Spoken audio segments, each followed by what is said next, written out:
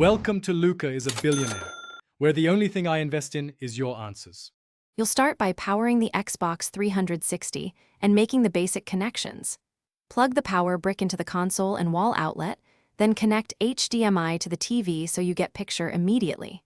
Once the TV input is set, press the console power button and then sync your controller by holding the guide button and pressing the console's sync.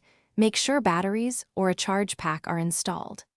After power and control are working, sign into your profile or create one to continue. Once signed in, navigate the dashboard using the guide and controller sticks. You'll see My Games, Apps, and Store. Insert a disc or download a title.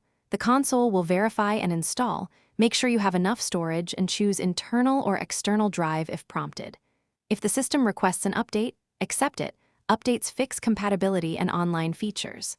After installation, manage saves and profiles so your progress is stored, and make any privacy adjustments before jumping into multiplayer. Now you're ready to play. Launch the game from My Games, then pause to adjust audio levels, subtitles, and display options so visuals and sound match your TV.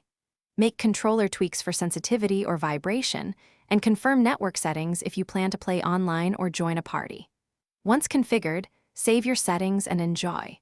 If the console won't boot or games stutter, power cycle the unit by holding the power button 10 seconds. Check all cables and try another HDMI port before trying additional troubleshooting.